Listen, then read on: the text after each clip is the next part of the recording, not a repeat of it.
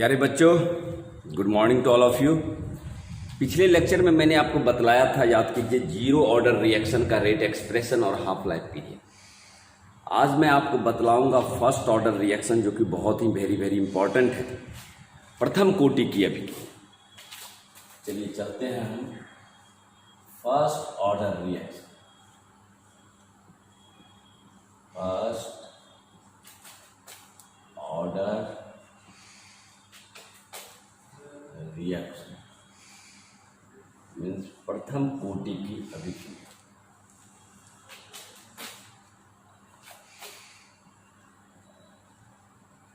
प्रथम कोटि की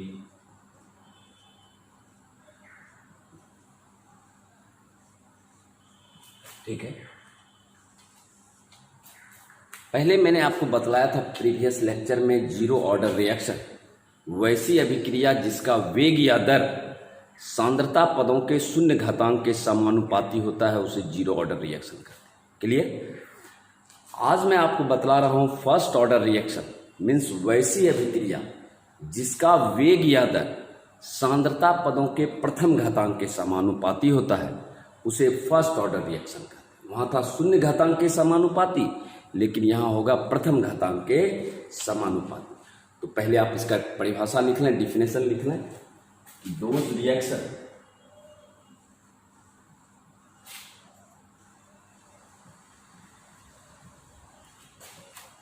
in which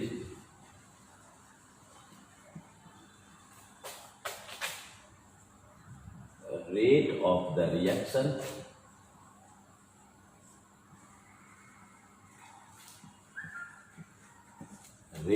the reaction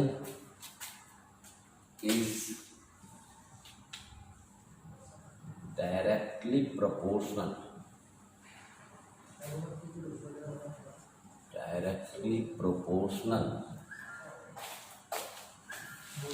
to the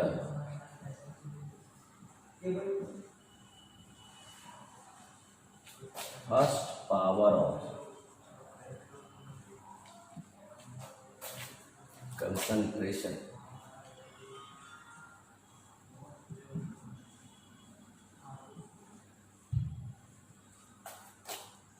is known as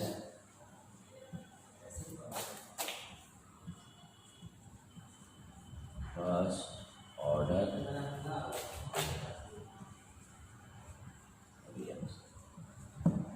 means वैसी अभिक्रिया जिसका वेग या दर सांद्रता पदों के प्रथम घातांक के समानुपाती होता है, उसे हम फर्स्ट ऑर्डर रिएक्शन कहते हैं। तो आप लिख सकते हैं वैसी अभिक्रिया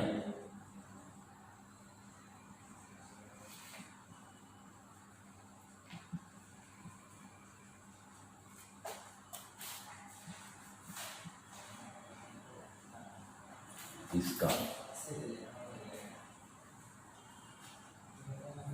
वेग या दर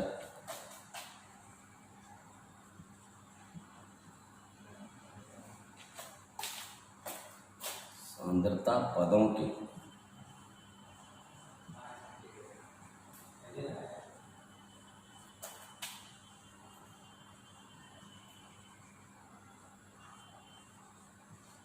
समानुपाती होता है,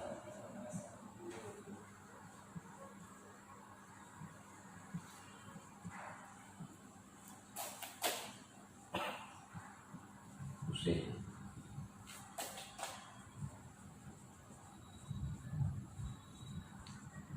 फर्स्ट ऑर्डर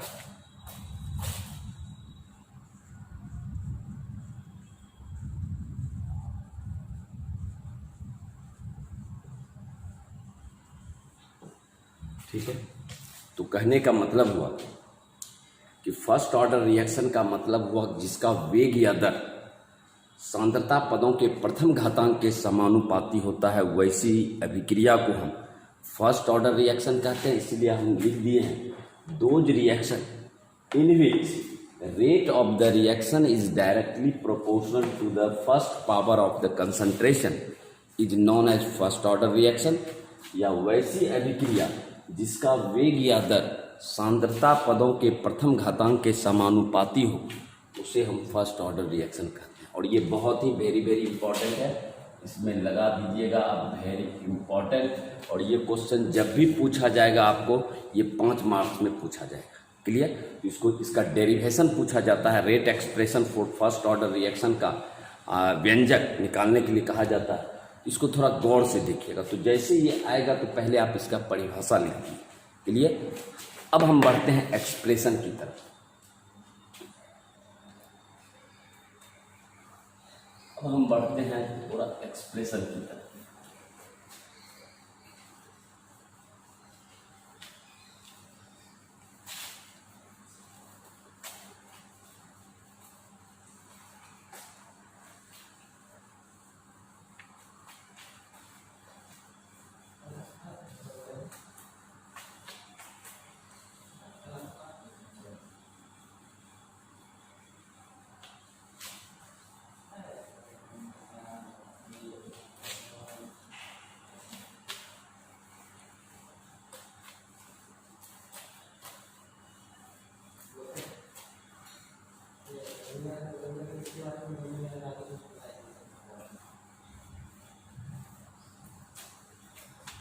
चलिए अब हम इसका रेट एक्सप्रेशन आपको बतलाते हैं, थोड़ा सा ध्यान से देखिए।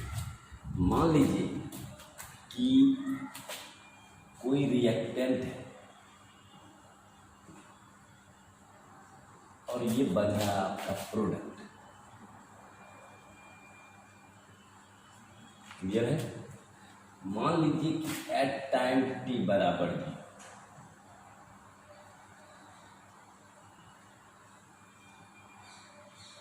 अभी अभिक्रिया प्रारंभ नहीं हुआ।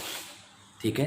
मान लीजिए इसका प्रारंभिक सांद्रण A है और ये अभी अभिक्रिया शुरू नहीं हुआ है, तो इसका मतलब वो 0 है, यानी इनिशियल कंसंट्रेशन आपका A है। रिएक्टेंट है, प्रोडक्ट में बदला, एट टाइम स्टार्ट अभी अभिक्रिया शुरू नहीं हुई है, इसका मतलब प्रारंभिक सांद्रण इनिशियल कंसंट्रेशन आपका A है।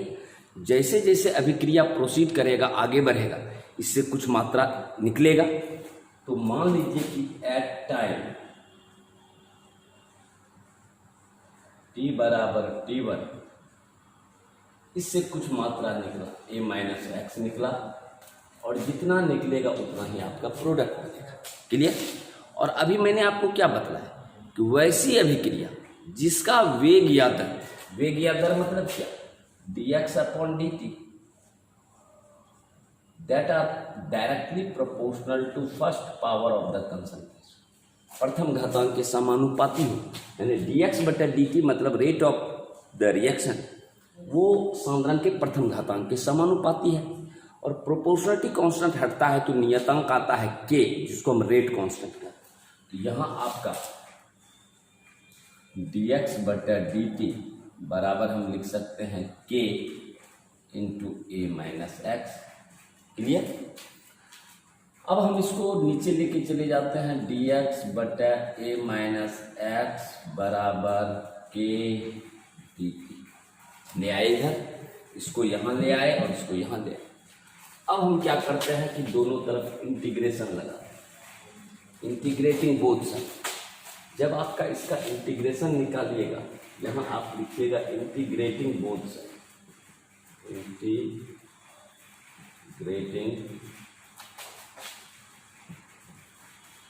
बोथ साइड, दोनों तरफ इंटीग्रेशन करने पर हम क्या पाते हैं, दोनों तरफ इंटीग्रेशन करने पर ये जब इंटीग्रेशन लगाइएगा तो dx बटा a माइनस एक्स बराबर k इंटीग्रेशन dt। क्लियर है? और आप मैथमेटिक्स में पढ़े होंगे dx बटे x का इंटीग्रेशन होता है log x। तो यहाँ dx बटे a माइनस एक्स, चूंकि x के पहले माइनस है इसीलिए इसका इंटीग्रेशन होगा minus log base e a minus x बराबर kt। और इंडिफिनिट इंटीग्रेशन में हमेशा इंटीग्रेटिंग कांस्टेंट से जुटता है। ठीक है? ये समीकरण हुआ। अब हमको इस इंटीग्रेटिंग कांस्टेंट का भी मान निकालना है और फिर पुट करना है समीकरण 1। तो यहाँ हम कंडीशन लगा रहे हैं, व्हेन टी बराबर जीरो, जब समय जीरो है तो एक्स का वैल्यू जीरो है।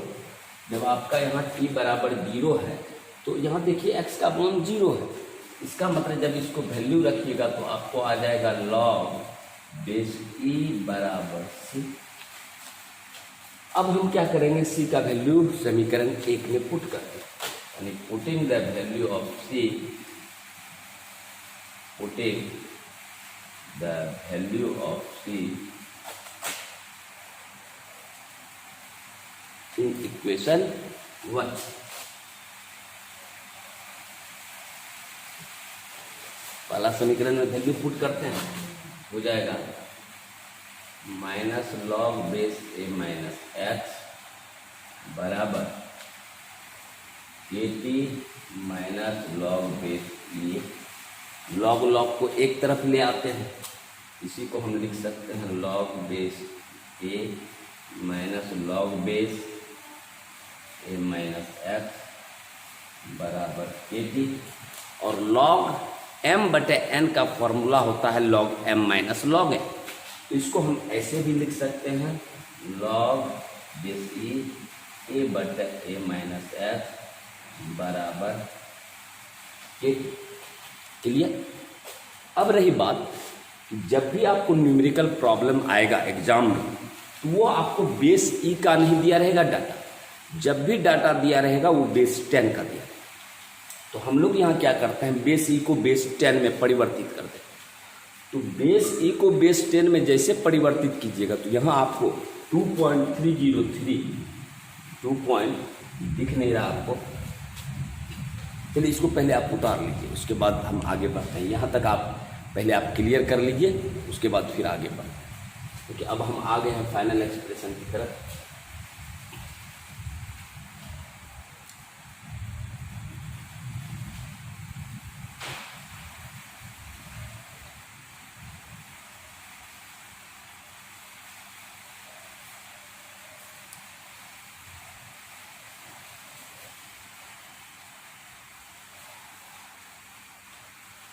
तो कहने का मतलब यहाँ तक हमको लॉग ई को जो है बेस जो ई है उसको हमको बेस 10 में कन्वर्ट करना है। तो हमको यहाँ एक फैक्टर है 2.303 से जैसे हम गुना करेंगे तो वो बेस आपका 10 में आ जाए। तो कहने का मतलब ये हुआ कि जैसे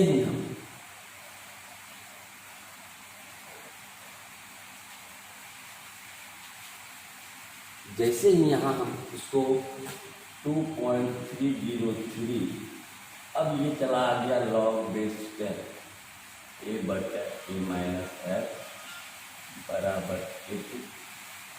ये फॉर्मूला आ गया। तो ये आपका 2.303 है, 2.303 बराबर ए टी। आपको दिख नहीं रहा है, इधर थोड़ा हटा के हम लिखते हैं इसको। तो ये आपका आ गया फॉर्मूला क्या, 2.303 और लॉग बेस ई है ए बटे ए माइनस एक्स बराबर के टी। इस प्रकार से हम लिख सकते हैं कि के बराबर 2.303 बटे टी लॉग बेस 10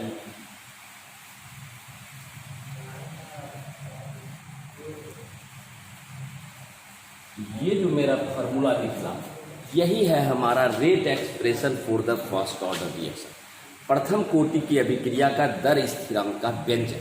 तो अगर एग्जाम में आ जाएगा तो शुरू से बढ़ के आपको इस फॉर्मूला को प्रूफ कर देना है। तो यहाँ आप लिख लीजिए रेट एक्सप्रेशन फॉर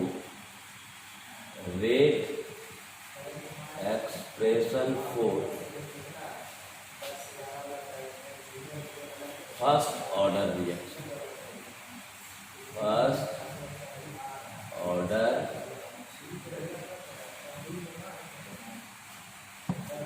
तो आपको यही फॉर्मूला को प्रूफ करना है। क्लियर। तो कहने का मतलब कहीं भारी नहीं और बहुत ही वेरी वेरी इंपॉर्टेंट। क्लियर। इसको जरा सा आप अपने कॉपी में राइट डाउन कर लें।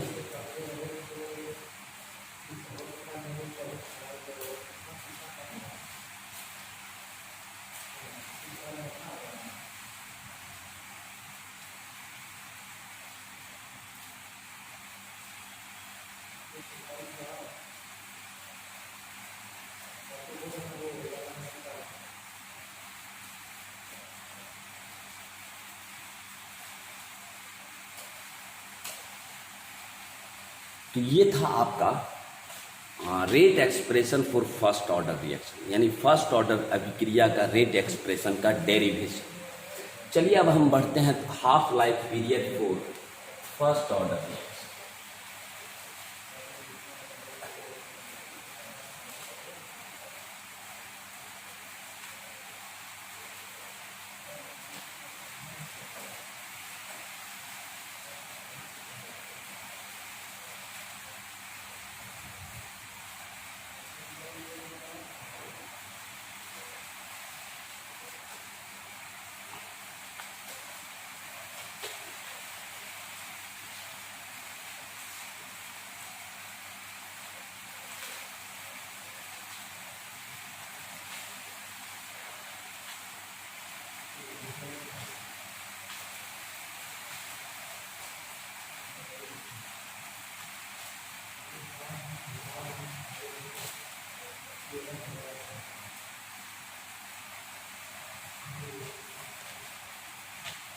चलिए अब हम बढ़ते हैं हाफ लाइफ पीरियड अर्ध जीवन का, क्योंकि मैंने जीरो ऑर्डर रिएक्शन में भी आपको बतलाया था कि जितने समय में कोई भी अभिकारक अपने प्रारंभिक मात्रा की आधी हो जाती है वही उसका हाफ लाइफ पीरियड कहलाता है, अर्ध जीवन काल कहलाता है, जिसे टी हाफ द्वारा निरूपित करते हैं। तो यहाँ है आपका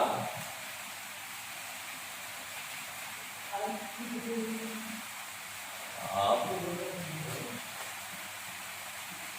लाइफ पीरियड फॉर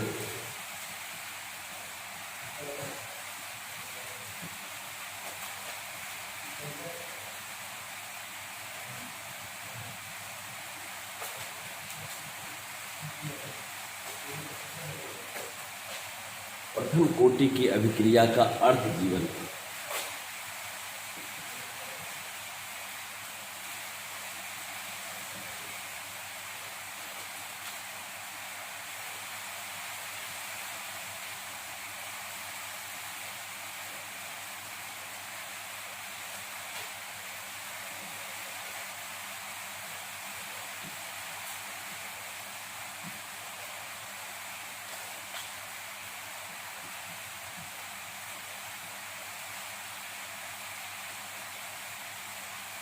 तो हम आपको इसका परिभाषा हाफ लाइफ पीरियड का क्या लिखा है, जितने समय में कोई भी अभिकारक अपने प्रारंभिक मात्रा की आधी हो जाती है उसे हम अर्ध जीवन काल कहते हैं, हाफ लाइफ पीरियड कहते हैं।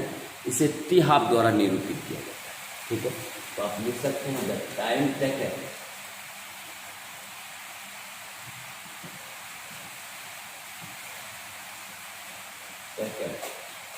for completion of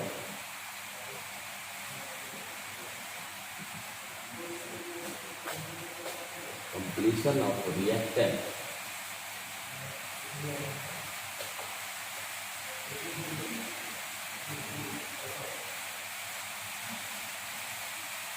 of its initial concentration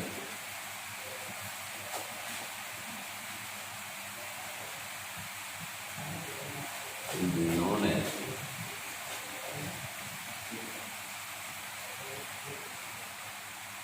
half-life period. It is represented by T.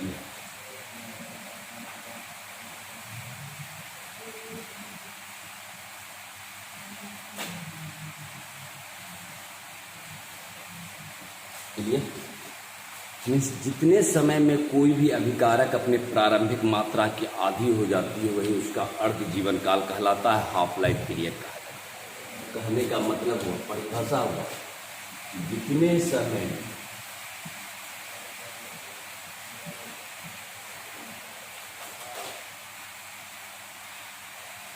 कोई भी अभिकारक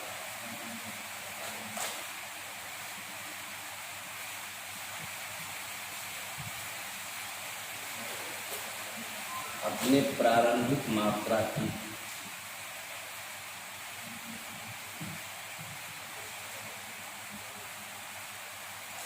अपने प्रारंभिक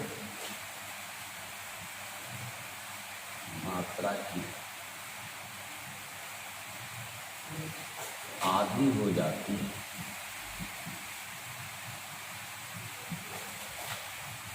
उसे हाफ लाइफ पीरियड का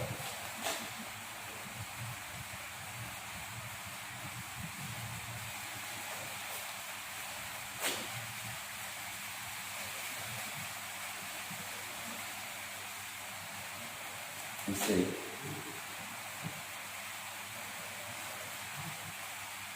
हाफ द्वारा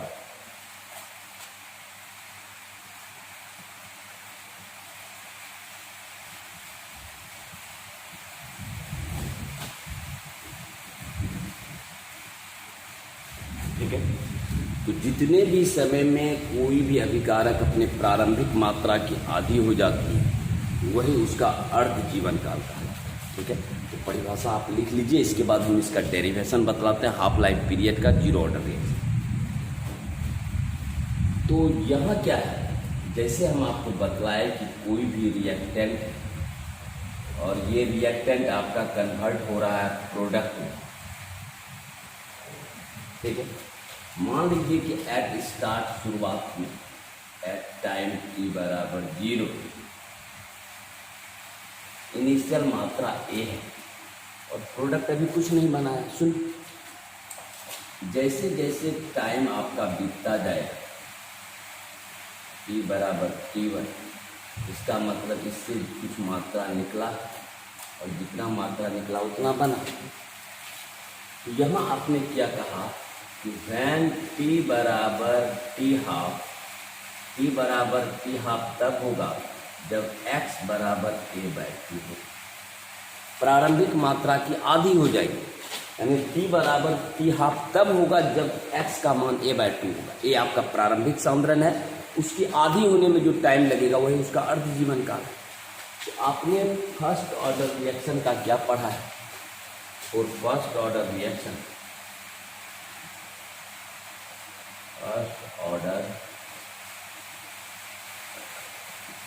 रिएक्शन में आपने पढ़ा है कि K इक्वल टू 2.303 बटे T लॉग बेस A बटे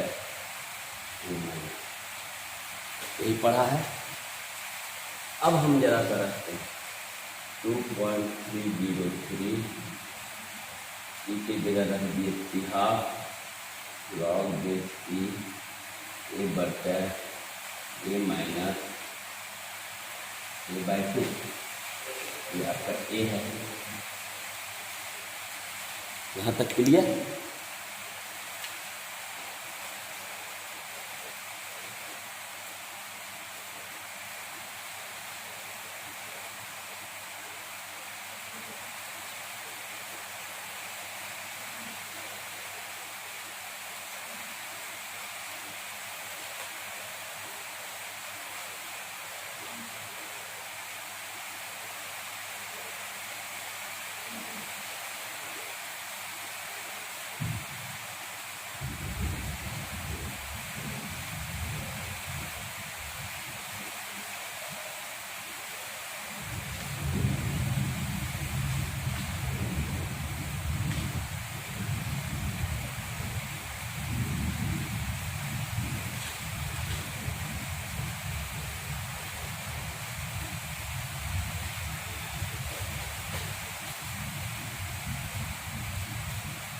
अब चलो, जब आपने कहा कि K बराबर 2.303 बटे T हाफ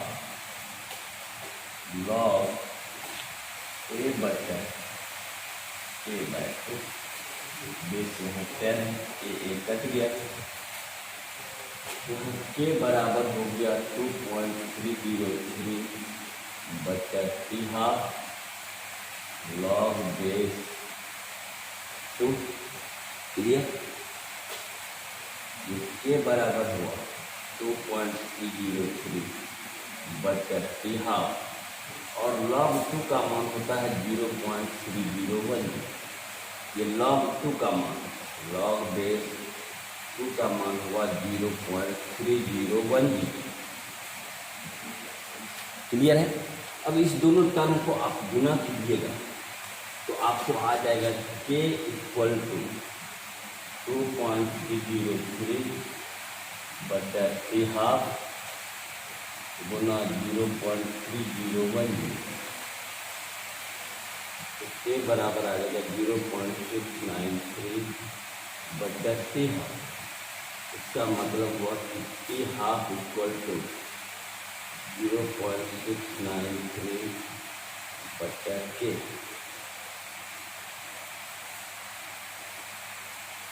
इसका मतलब ये हुआ कि किसी भी प्रथम कोटि की अभिक्रिया का जो हाफ लाइफ पीरियड है वह इनिशियल कंसंट्रेशन प्रारंभिक सांद्रण पर निर्भर नहीं करता। ये बहुत बार क्वेश्चन आया हुआ है कि सिद्ध करें कि प्रथम कोटि की अभिक्रिया का हाफ लाइफ पीरियड वह प्रारंभिक सांद्रण पर निर्भर नहीं करता।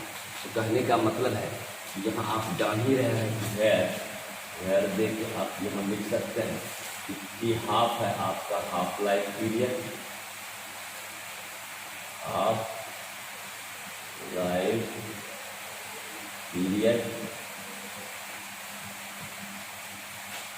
ये है आपका rate constant.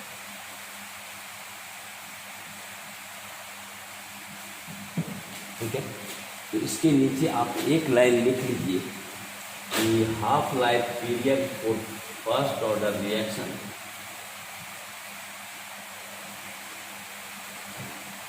Period for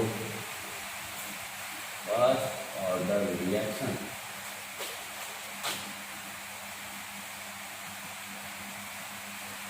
does not depend upon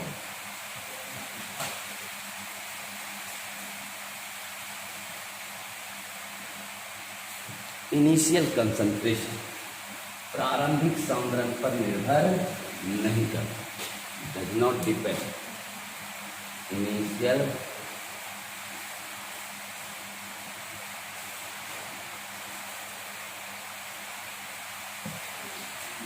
तो प्रथम कोटि की अभिक्रिया का अगर ऐसा आ जाए कि सिद्ध करें कि प्रथम कोटि की अभिक्रिया का half life period initial concentration पर निर्भर नहीं करता है तो आपको यही फॉर्मूला को प्रूफ करना है। और ये दोनों बहुत ही वेरी इंपॉर्टेंट है, VVI है, क्वेश्चन प्राय पूछे जाते। क्लियर है। तो कहने का मतलब आज मैंने आपको बतलाया फर्स्ट ऑर्डर रिएक्शन का रेट एक्सप्रेशन का डेरिवेशन और दूसरा आपको बतलाया हाफ लाइफ पीरियड अर्ध जीवन का। क्लियर। अगले लेक्चर में मैं आपको बतलाऊंगा न्यूमेरिकल यानी फर्स्ट ऑर्डर रिएक्शन पर जो भी एग्जामिनेशन में बिहार बोर्ड एग्जामिनेशन में पूछा गया प्रॉब्लम है वो मैं आपको सॉल्व करूंगा न्यूमेरिकल प्रॉब्लम। तो आज के लिए यहीं तक है। Thank you. और इस दोनों टॉपिक को थोड़ा ध्यान से देखिएगा क्योंकि एग्जामिनेशन में प्राय पूछे जाते हैं। चलिए आज के लिए यहीं तक।